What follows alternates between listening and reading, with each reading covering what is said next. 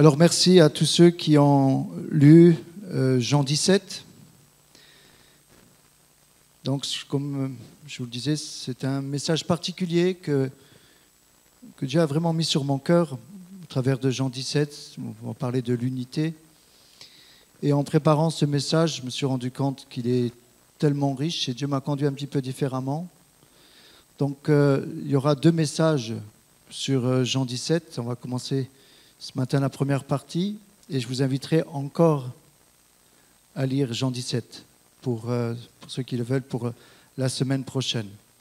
Alors, ce message, pour essayer de comprendre, pour moi c'est un message où j'ai peut-être le plus de, on va dire de crainte de l'apporter.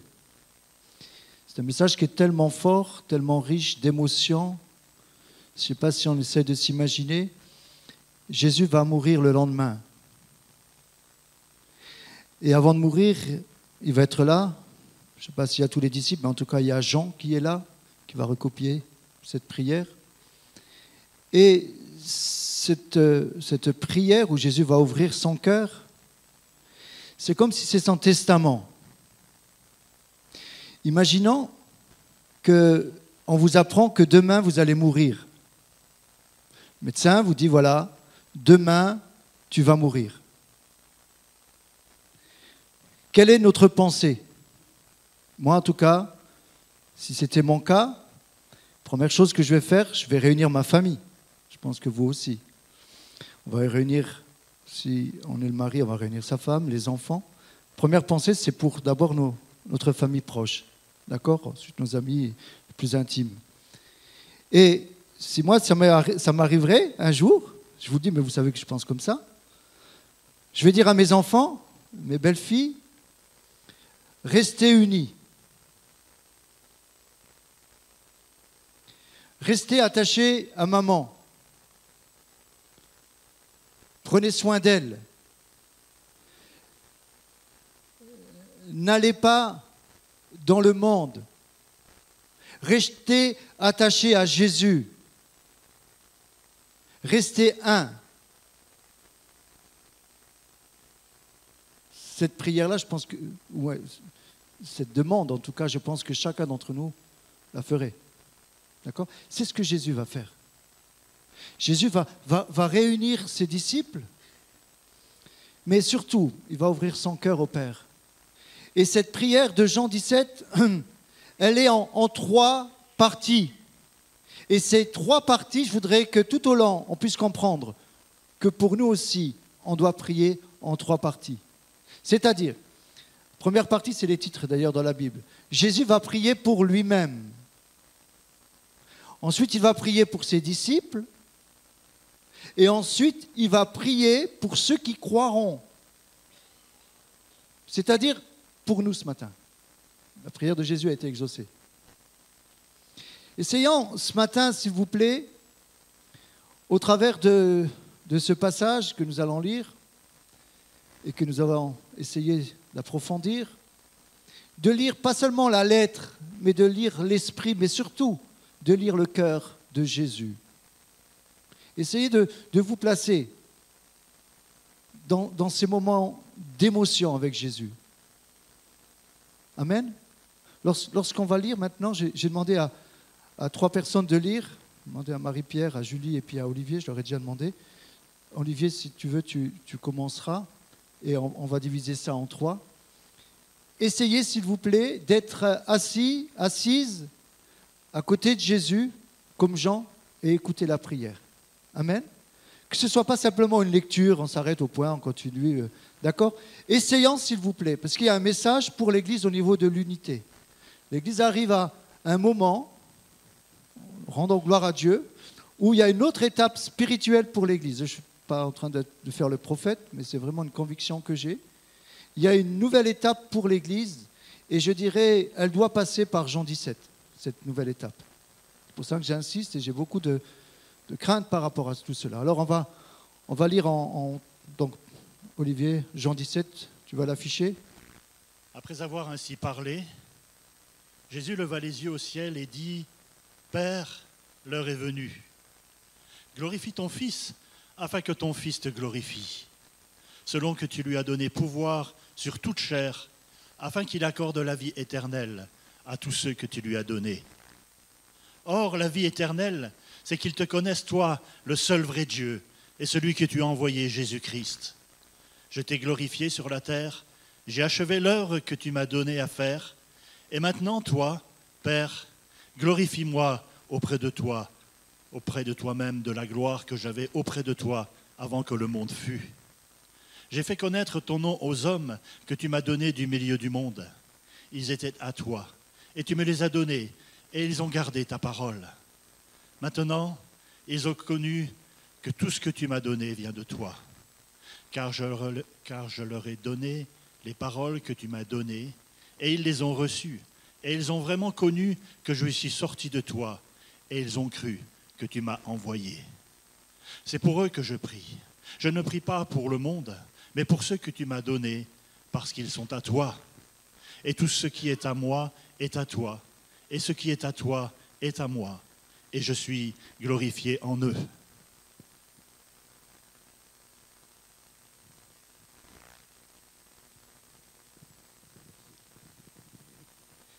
Je ne suis plus dans le monde, et ils sont dans le monde, et je vais à toi. Père Saint, garde en ton nom ce que tu m'as donné, afin qu'ils soient un comme nous. Lorsque j'étais avec eux dans le monde, je les gardais en ton nom. J'ai gardé ceux que tu m'as donnés, et aucun d'eux ne s'est perdu, sinon le fils de perdition, afin que l'écriture fût accomplie. Et maintenant, je vais à toi, et je dis ces choses dans le monde, afin qu'ils aient en eux ma joie parfaite. Je leur ai donné ta parole, et le monde les a haïs, parce qu'ils ne sont pas du monde, comme moi je ne suis pas du monde. Je ne te prie pas de les ôter du monde, mais de les préserver du mal. Ils ne sont pas du monde, comme moi je ne suis pas du monde. Sanctifie-les par ta vérité, ta parole est la vérité. Comme tu m'as envoyé dans le monde, je les ai aussi envoyés dans le monde. Et je me sanctifie moi-même pour eux, afin qu'eux aussi soient sanctifiés par la vérité. Ce n'est pas pour eux seulement que je prie, mais encore pour ceux qui croiront en moi par leur parole.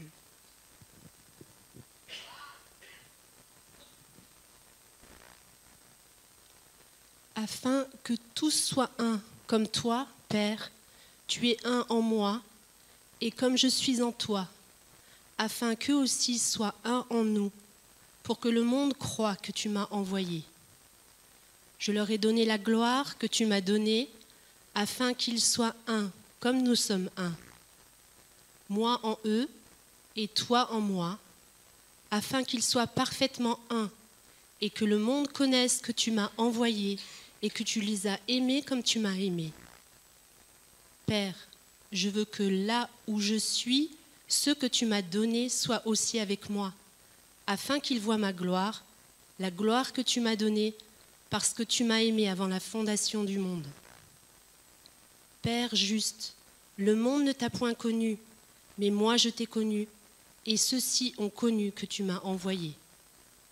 Je leur ai fait connaître ton nom, et je leur ferai connaître, afin que l'amour dont tu m'as aimé soit en eux, et que je sois en eux. Amen. Merci.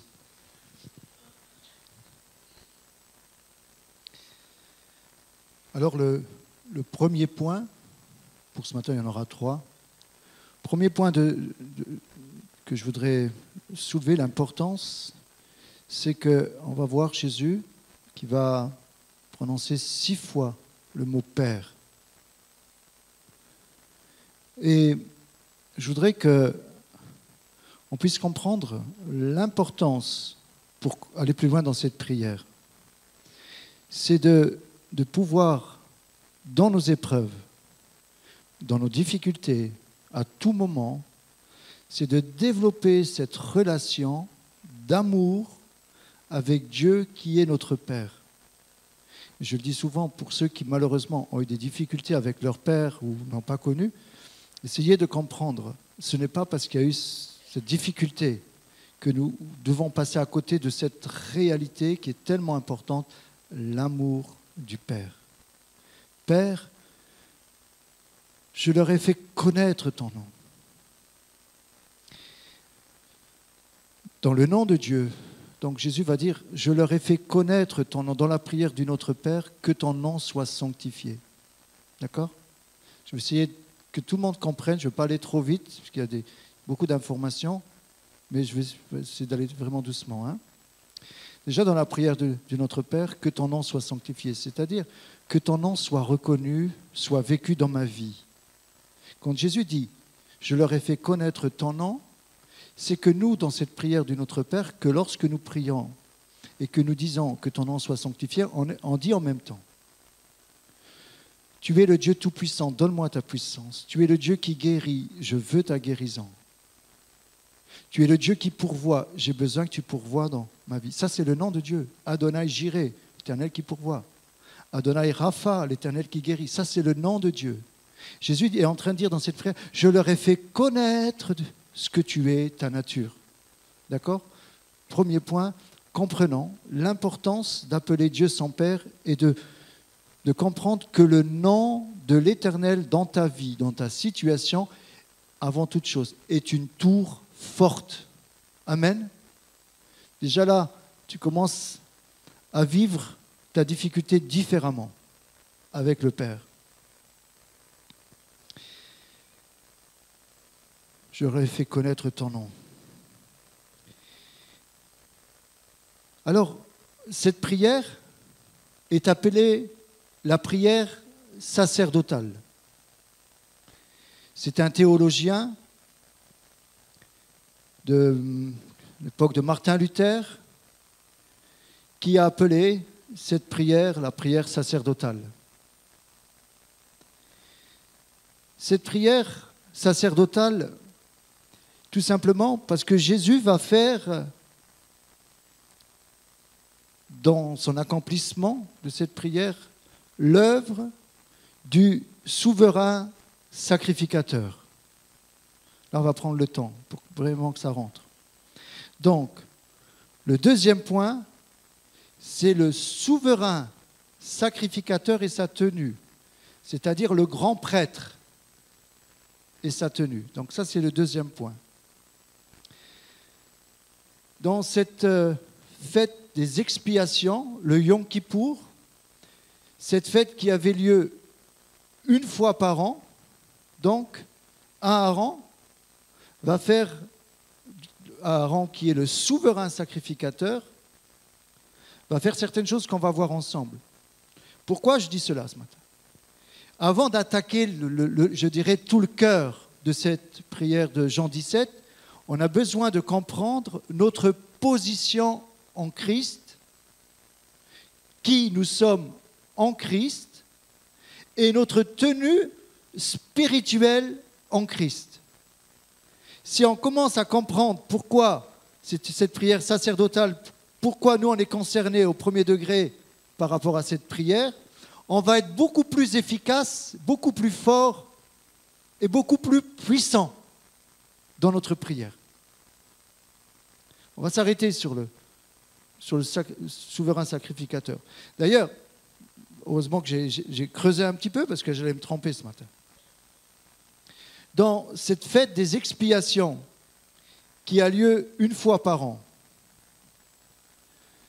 moi je pensais que Aaron devait mettre la tenue du souverain sacrificateur pour aller dans le lieu très saint. Donc, on allait une fois par an, il allait, le souverain sacrificateur, voilà, ça c'est la tenue du souverain sacrificateur.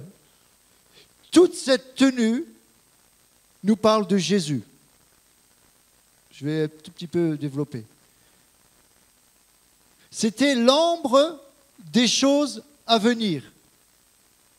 Donc, tout ce qui était fait dans l'Ancienne Alliance, dans l'Ancien Testament, avec le souverain sacrificateur, c'était pour préparer le chemin de Jésus et pour nous préparer à nous aussi pour notre chemin, pour notre position, parce que nous aussi, nous sommes des sacrificateurs aujourd'hui. Donc, spirituellement, nous avons tous cette tenue. Vous allez comprendre après. Alors voilà, la tenue du souverain sacrificateur. Donc, là j'étais même étonné. Une seule fois par an, le souverain sacrificateur pouvait aller dans le lieu très saint. dans le tabernacle pour apporter le péché de la nation. Vous voyez le tabernacle, ensuite c'est la même chose avec le désert. Donc, là où vous voyez la fumée, il y a un voile qui est déchiré là, mais normalement il n'est pas encore déchiré. Maintenant il est déchiré par Jésus, mais à l'époque non. Donc, il y avait, je fais un petit rappel, hein, le parvis, à l'intérieur c'est le lieu saint, et derrière le voile le lieu très saint. D'accord, jusque-là. Et le souverain sacrificateur pouvait aller une seule fois par an derrière pour amener le sang du bouc pour le pardon des péchés de lui, de sa famille, mais du peuple. Et moi, je pensais qu'il avait cette tenue. Non, il n'avait pas cette tenue. Mais voir les deux sacrificateurs. Il avait simplement cette tenue de lin à gauche. Il n'avait pas revêtu l'autre tenue. C'est important de comprendre tout cela, vous allez comprendre. Alors, dans Lévitique 16, est-ce que je ne vais pas trop vite là, ça va? Je vous dis, si je creuse avec le souverain sacrificateur, c'est important pour la suite.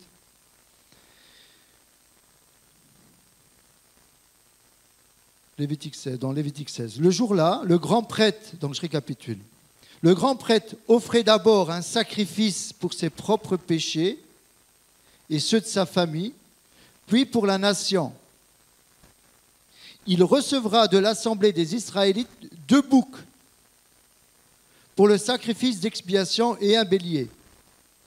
Le prêtre apportait les animaux devant le Seigneur et tirait au sort les 2 boucs, l'un pour le sacrifice et l'autre pour le bouc émissaire. Vous connaissez cette expression, le bouc émissaire? Le premier bouc était égorgé pour les péchés du peuple, et son sang servait à purifier le lieu très saint, la tente d'assignation et l'autel. Après la purification, le bouc vivant était apporté au souverain sacrificateur et posant les mains sur le bouc émissaire, le souverain sacrificateur devait confesser sur lui toutes les fautes des Israélites et toutes les transgressions par lesquelles ils ont péché. Il les mettra sur sa tête du bouc, puis il le chassera dans le désert avec l'aide d'un homme prêt pour cette fonction. Le bouc emportera sur lui toutes leurs fautes dans une terre aride. Il sera chassé dans le désert. Symboliquement, le bouc émissaire s'est chargé des péchés des Israélites et de les effacer. Essayons de comprendre. On n'a jamais vraiment parlé de ça. Donc, dans cette loi, Dieu va dire, on va prendre 2 boucs. Et là, il y a quelque chose à comprendre. J'ai commencé à étudier, mais je n'ai pas encore arrivé. Dieu va dire, tu prendras 2 boucs exactement les mêmes. Pas un blanc, pas un noir, pas un rouge, pas un vert. Tu prendras les 2 boucs comme si c'était des jumeaux.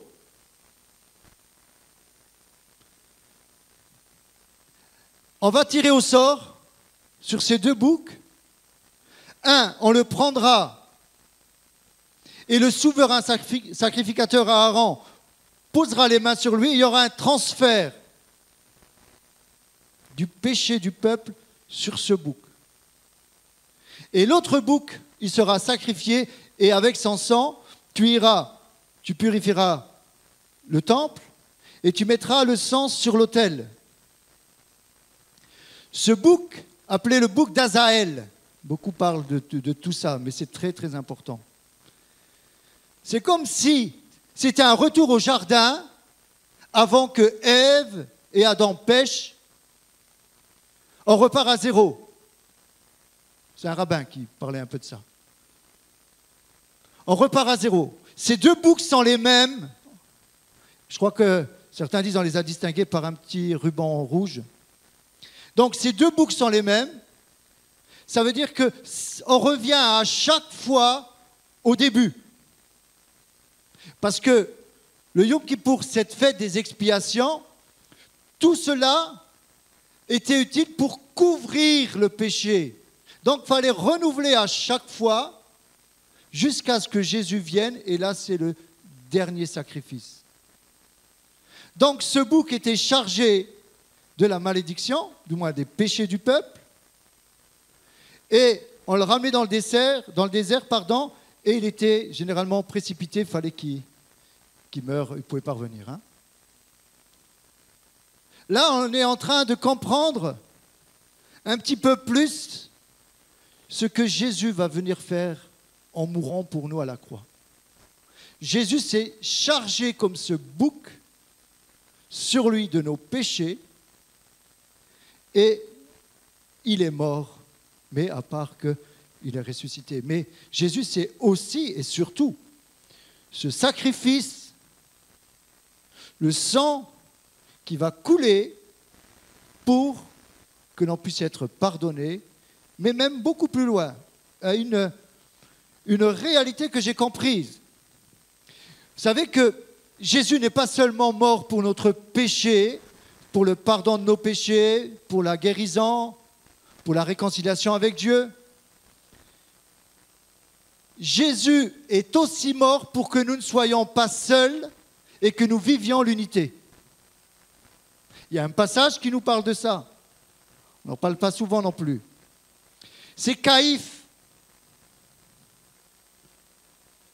le souverain sacrificateur à l'époque de Jésus. C'est lui qui va donner le coup d'envoi pour qu'on tue Jésus. Il était contre. Il n'était pas dans le plan de Dieu, dans ce qu'il va faire, mais il était quand même dans le plan de Dieu, malgré lui. Parce que le souverain sacrificateur, c'est lui qui recevait de Dieu pour le peuple. Et il va prophétiser malgré lui, parce qu'il est souverain sacrificateur. Dieu va l'utiliser malgré lui. Voilà ce qu'il va dire dans Jean 11, 49, 52. Je vais le lire. L'un d'eux, Caïphe, qui était souverain sacrificateur cette année-là, leur dit « Vous n'y entendez rien, vous ne réfléchissez pas qu'il est dans votre intérêt qu'un seul homme meure pour le peuple et que la nation entière ne périsse pas. Or, il ne dit pas cela de lui-même, mais étant souverain sacrificateur cette année-là, il prophétisa que Jésus devait mourir pour la nation. Ce n'était pas pour la nation seulement, c'était aussi afin de réunir en un seul corps les enfants de Dieu dispersés. Donc, il prophétise Jean 17. Il est en train de prophétiser que le peuple est dispersé, il faut qu'il y en ait un qui meure. Lui, il pensait que vaut mieux que les Romains le tuent et que nous, on continue à faire ce qu'on doit faire. Il ne faut pas qu'il y ait de troubles, donc vaut mieux qu'il y en ait un qui meure, que nous tous en part et puis on soit dispersés. Mais l'Esprit de Dieu va faire autrement. Il va lui inspirer sans qu'il sache. Malgré lui, il va prophétiser de la part de Dieu.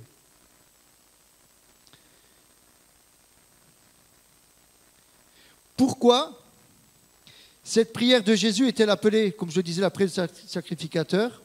Donc, il intercède pour les siens, pour leur mission, leur sanctification et leur unité.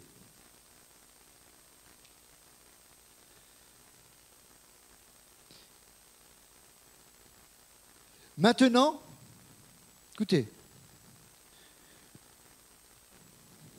dans cette prière du grand prêtre de la Nouvelle Alliance, le souverain sacrificateur était le représentant du peuple devant Dieu et le chef spirituel. Donc maintenant, il faut comprendre que ces choses, comme je disais, c'était l'ombre des choses à venir. Maintenant, Jésus va devenir le souverain sacrificateur en offrant son sang sur le tabernacle dans le ciel. Je parlais du miracle de Cana, le tout premier miracle de Cana, où Jésus va dire à Marie, « Mon heure n'est pas encore venue. » D'accord? Marie va dire, « Faites ce qu'il vous dira. » Et la Bible dit, « Il manifesta sa gloire et ses disciples crurent en lui. » Jésus va dire, « Mon heure n'est pas encore venue. » Maintenant, dans cette prière de Jean 17, il dit, « Mon heure est venue. » Voilà pourquoi je suis là. Ça y est, l'heure est venue. Maintenant, Père, je t'ai glorifié. Et il va dire, j'ai accompli l'œuvre que tu m'as demandé de faire. C'est le lendemain qu'il va mourir. Ça y est, c'est fait pour Jésus. C'est ça la foi. Il dit, ça y est, j'ai accompli l'œuvre que tu m'as demandé de faire. Excusez-moi si je parle fort. Baisse un peu le micro, s'il te plaît. J'ai accompli l'œuvre que tu m'as demandé de faire. Il n'est pas encore mort, Jésus. Mais la foi, ça y est, c'est acquis, c'est fait. Comprends? Donc, Jésus va mourir sur la croix. Il va ressusciter. Amen, gloire à Dieu. Nous aussi, nous sommes ressuscités avec lui. Quand il va ressusciter, il n'est pas encore monté vers son Père pour mettre le sang sur le tabernacle éternel. Jésus va ressusciter. La première personne qui va voir Jésus, c'est Marie de Magdala. Jésus va lui dire, ne me touche pas, je ne suis pas encore monté vers mon Père. À ce moment-là, Jésus va monter vers le Père. Quoi faire? Il va monter avec son sang, faire ce rôle du souverain sacrificateur et le mettre sur l'autel. Sur l'autel, sur l'arche de l'alliance qui existe dans le ciel. Quand Dieu va dire à Moïse, regarde le modèle sur la montagne, regarde, il va lui donner une vision de l'arche de l'alliance, de ce qu'il doit faire pour le tabernacle. Il lui donne la vision de ce tabernacle sur lequel Jésus va aller.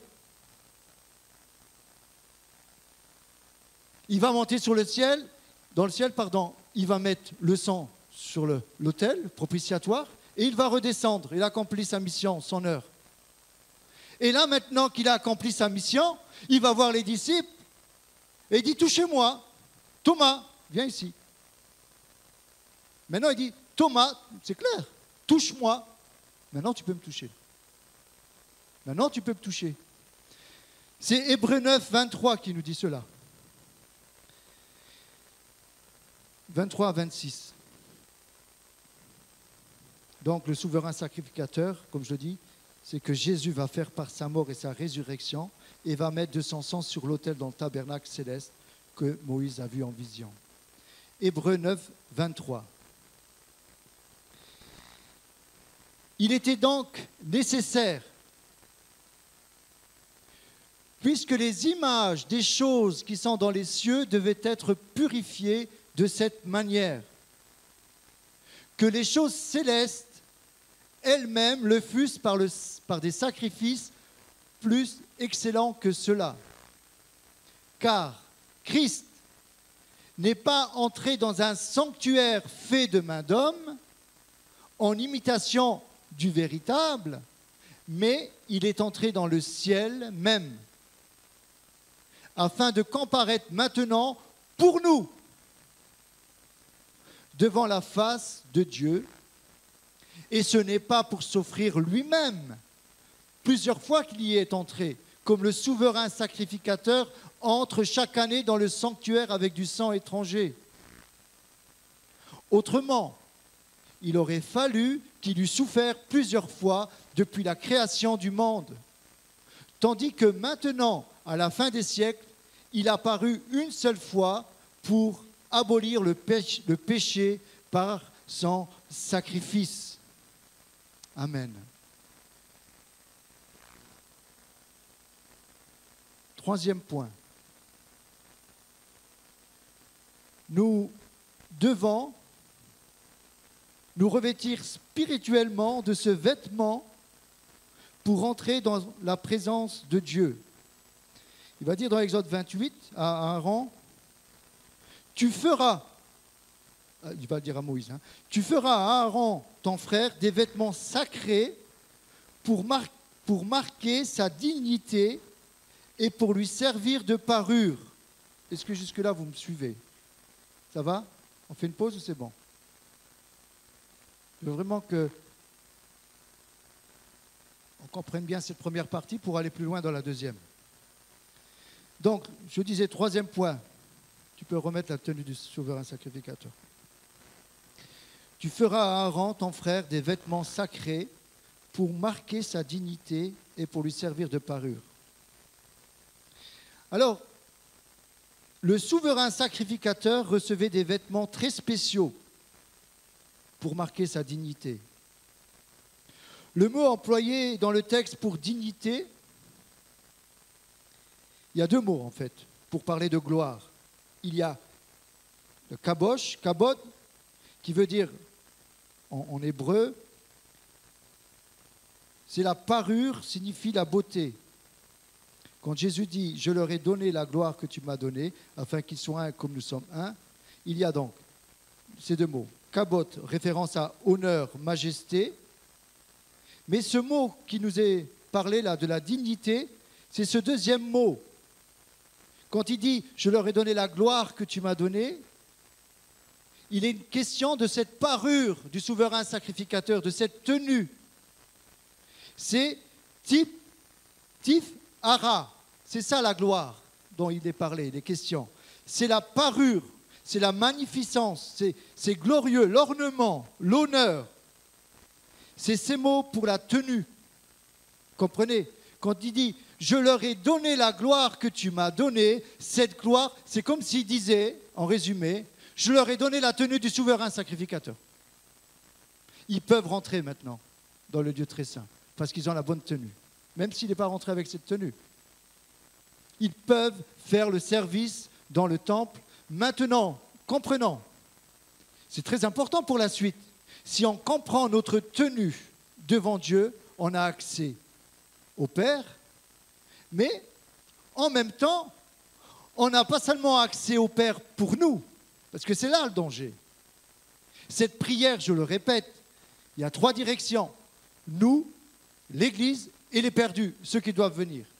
Et dans ce pectoral, il est question du souverain sacrificateur d'Aaron, de lui, du peuple et de ceux qui doivent venir.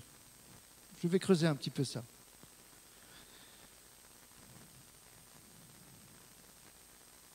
Donc, je le disais, Aaron, en tant que souverain sacrificateur, symbolise Jésus, en représentant Dieu devant les hommes, mais aussi les hommes devant Dieu. Pour faire cela, Aaron était revêtu d'une gloire, de vêtements remarquables. Lorsque nous venons dans la présence de Dieu spirituellement, nous venons avec cette tenue spirituelle du souverain sacrificateur, portant les noms des 12 tribus sur les épaules et le nom des 12 tribus sur son cœur, au travers des pierres précieuses. C'est une tenue royale pour être dans la présence de Dieu. Alors, dans cette tenue, il n'y avait pas 11 pierres. Il y avait 12 pierres enchâssées. Je vais les noter, les dire quelles sont ces pierres précieuses. Et il y en avait 2 sur les épaules. Donc, le souverain sacrificateur, avec cette tenue, elle symbolise, encore une fois, cette prière en 3 parties. Et elle nous symbolise. Alors, au travers de ce pectoral, comme je l'ai dit, il va porter le peuple, les 12 tribus, sur son cœur. Donc, sur chaque pierre est écrit les 12 tribus.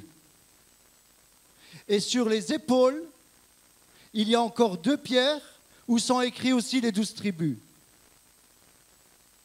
C'est-à-dire que nous sommes appelés à porter nos frères et sœurs sur les épaules et dans notre cœur, dans la présence de Dieu. Vous commencez à comprendre la tenue?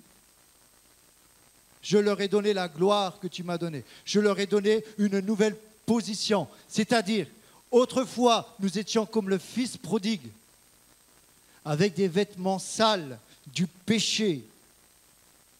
Et c'est ça en fait. Nous étions perdus par nos pratiques, par le péché.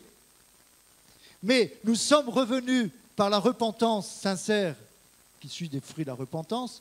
Nous sommes revenus à la maison du Père et le Père va dire au fils prodigue, donnez-lui un nouveau vêtement propre, une nouvelle robe. Donnez-lui la robe du sacrificateur maintenant. Vous pouvez. C'est ça en réalité. C'est que nous étions dans le péché, nous étions morts dans notre péché, par la mort de Jésus, il nous fait changer de vêtements. Ces vêtements qui nous condamnaient, il les met de côté, comme le fils prodigue, il dit maintenant une nouvelle robe.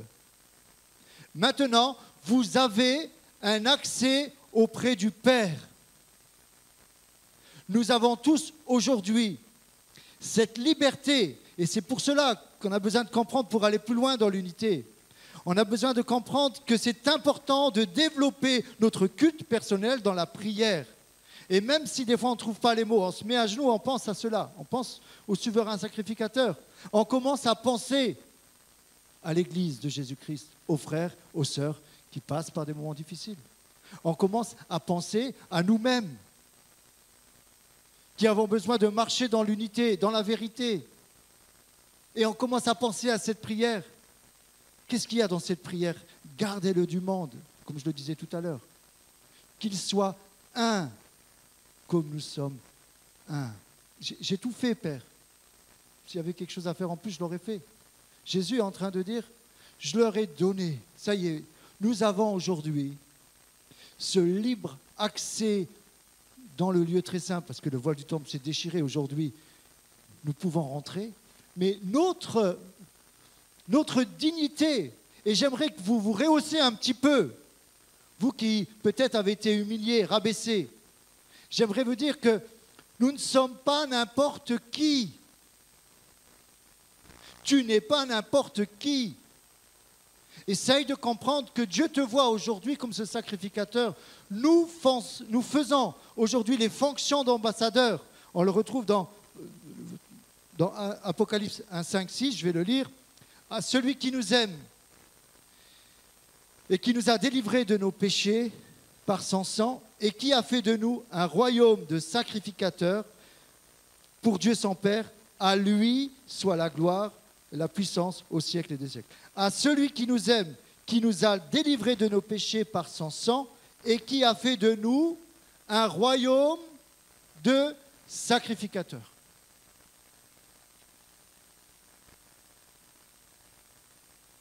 Chaque fois qu'Aaron entrait dans le sanctuaire pour officier devant l'Éternel, il portait cet éphod avec les noms des fils d'Israël sur ses épaules comme un mémorial devant le Seigneur. Donc ces vêtements sacrés pour marquer notre dignité. Alors, ces pierres, simplement, c'est quand même bien une fois de les nommer. On se dit, mais où vous avez été chercher ça dans le désert? Le peuple était en exil. Les 12 tribus représentent les 12 tribus comme des pierres précieuses. Hein. En fait, on retrouve le chiffre 12 à plusieurs reprises. C'est le chiffre de l'élection. On a tous été élus. C'est pour ça qu'il porte dans son cœur le 12. Ce n'est pas 11. Il porte 12.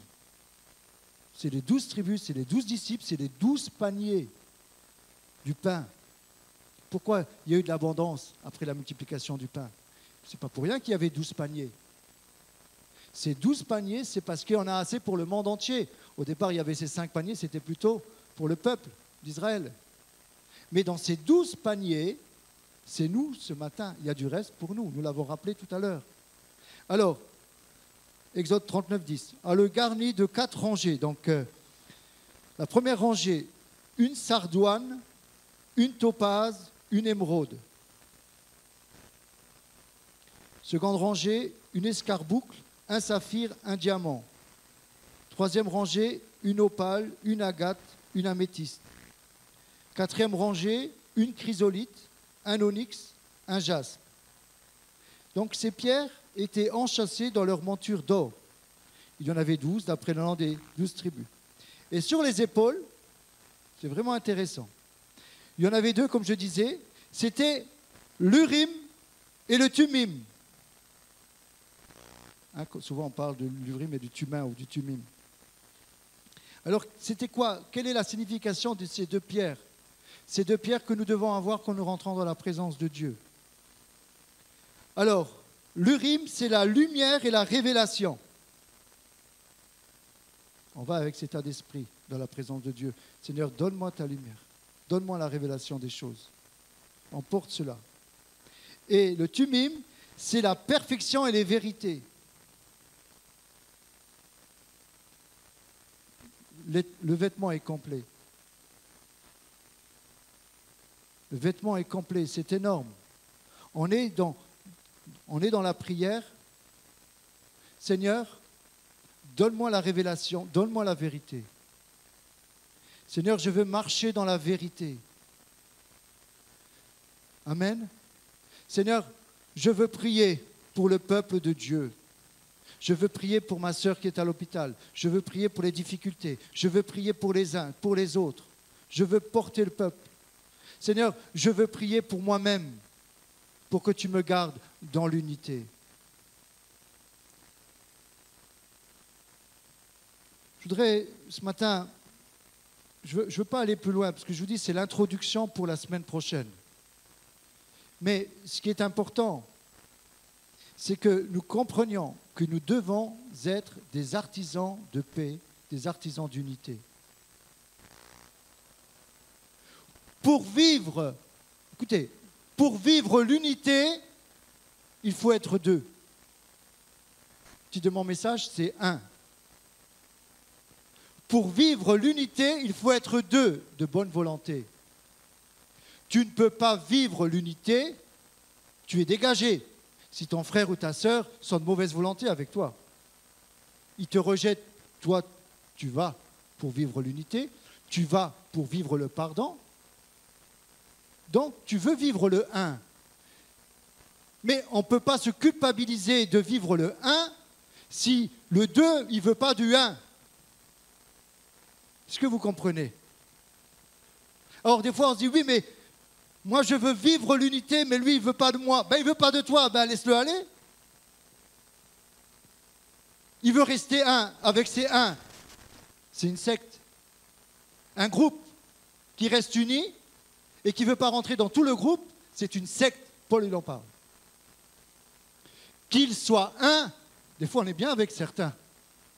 C'est comme si maintenant, et je sais que ce n'est pas le cas, dans notre cellule de maison, là où il y a des cellules de maison, il y a un groupe qui dit « Moi, je ne suis pas d'accord avec la vision de l'Église, du pasteur.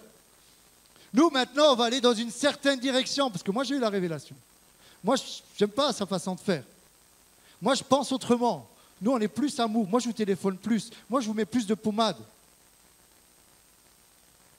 C'est comme si un groupe, il décide d'être un, mais dans son cercle. Est-ce que vous croyez qu'il vit l'unité de la Bible? Mais il est en danger. Il est en danger. Il ne peut pas vivre cette unité que Jésus parle. Je leur ai donné ma gloire, la gloire que tu m'as donnée, afin qu'ils soient un, qu'ils ne restent pas seuls. Je termine avec le grain de blé. Je n'ai pas écouté le message d'Alexandre. Je vais l'écouter après parce que je ne voulais pas être influencé dans mon message, parce que je crois qu'il en a parlé.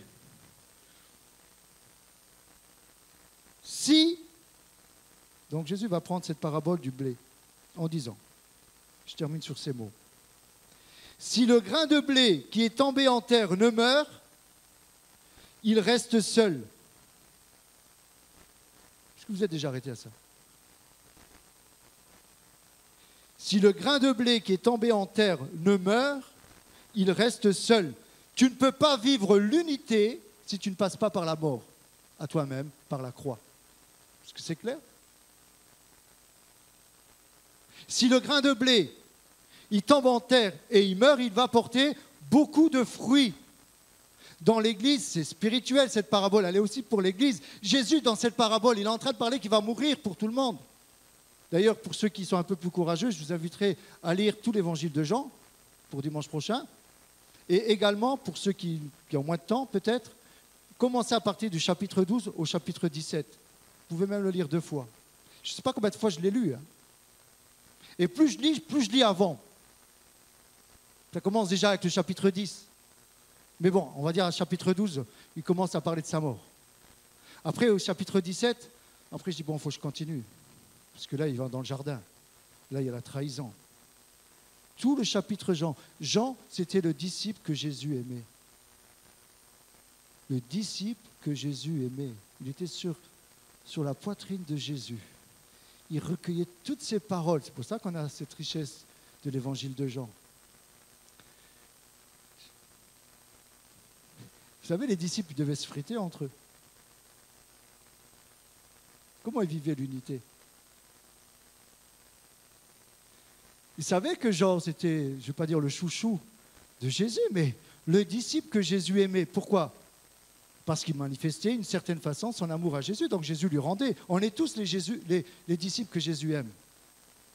À un moment, quand il est parlé que, dans ces moments-là, qu'il va être trahi, Pierre, il dit à Jean, hé Jean, toi tu es son pote, va lui demander ce qu'il veut dire. C'est comme ça, vas-y, parce que toi tu es bien avec lui. À toi, il te dit tout. Dieu ne fait pas de favoritisme, j'ai entendu te dire je ne sais pas combien de fois. Mais les disciples, Jésus va dire, jusqu'à quand vous supporterai-je? Jésus va parler de l'unité, là il arrive à la fin, mais au début de son ministère, il les envoie dans une ville. Les gens, ils ne veulent pas croire en Jésus. Jean, lui là, va dire que le feu du ciel, il tombe, il les tue tous, parce qu'ils ne veulent pas de toi. Je dis, oh, il y a encore du boulot. Il y a encore du boulot, les gars. Bon, allez, venez avec moi encore. Je vais vous apprendre la parabole. Le grain de blé, s'il veut porter du fruit, il faut qu'il meure. Je vais mourir, moi, pour porter du fruit pour vous. Vous aussi, vous devez passer par la mort, par la croix. Quand tu passes par la croix, crois-moi, à ce moment-là, tu meurs et tu vas commencer à travailler le pardon. Pourquoi? Parce que tu sais qu'il y a une barrière qui te retient à l'unité. Qu'il soit un. Alors ce matin, qui veut être un? Qui veut être un ce matin? Ceux qui veulent être un, c'est ceux tout simplement, écoutez-moi, qui répondent à la prière de Jésus. Le reste, c'est du folklore. Vous pouvez me dire ce que vous voulez. Ceux qui veulent vivre le un de cette prière répondent à la prière de Jésus. Même si c'est difficile, même si on t'a offensé, même si on t'a défoncé, même si c'est compliqué, même si tu as encore plein de blessures, même si ça saigne encore, j'aimerais te dire, tu dois tendre à cette prière en te disant, Seigneur, je n'arrive pas, mais bon, je vais prendre cette tenue du souverain sacrificateur. Je vais porter sur mes épaules, Seigneur, j'ai besoin de révélation de ton amour, de la vérité. Et quand tu commences à comprendre que Dieu c'est ton Père, ton frère et ta sœur, on a le même Père. On a le même Père. Et Jésus, avant de mourir, dit que mes frères et sœurs soient un. Je vais partir maintenant. Restez groupir. Je le dis en allemand. Ceux qui ne comprennent pas bien le français. Je parle même en allemand, comme Ben. Est-ce que vous comprenez? Il y a des difficultés, mais c'est un combat. C'est une guerre spirituelle, cette prière.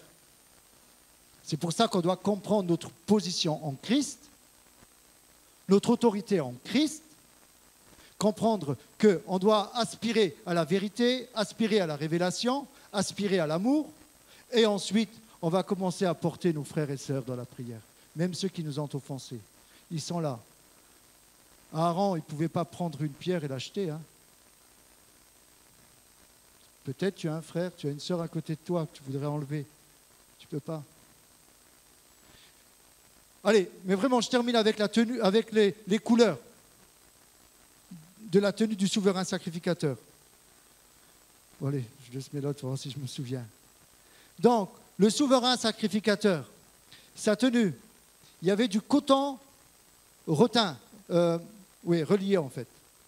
Ce coton nous parle de la moralité, de l'intégrité. L'or nous parle de la divinité. Le bleu de cette tenue nous parle que Jésus vient du ciel, le bleu. L'écarlate et le cramoisi nous parlent de la royauté. Toute cette tenue nous parle de Jésus. Et il y avait des fils d'or qui reliaient tout cela. Amen. On termine. Seigneur, Je te prie pour ce qui a été dit ce matin, mais également pour la suite, à pouvoir vivre l'unité selon toi, selon ta parole. Père, comme ces deux pierres sur nos épaules, donne-nous, s'il te plaît, de nouvelles révélations sur notre position en Christ. Cette nouvelle révélation que tu es notre Père. Donne-nous, Seigneur, s'il te plaît, l'amour de la vérité dans notre cœur pour avancer. Et nous voulons te dire ce matin, nous voulons porter nos frères et sœurs sur nos cœurs. Pas seulement notre Église, Seigneur, mais également pour l'Église persécutée. Pour ceux qui sont à l'autre bout de la planète, pour ceux qui souffrent, nous formons un seul corps. Alors Père, donne-nous cette révélation. Simplement ce matin, simplement, je ferai un appel, vous levez la main si vous le voulez ou pas. Qui veut ce matin répondre à la prière de Jésus? Qui veut être un artisan d'unité?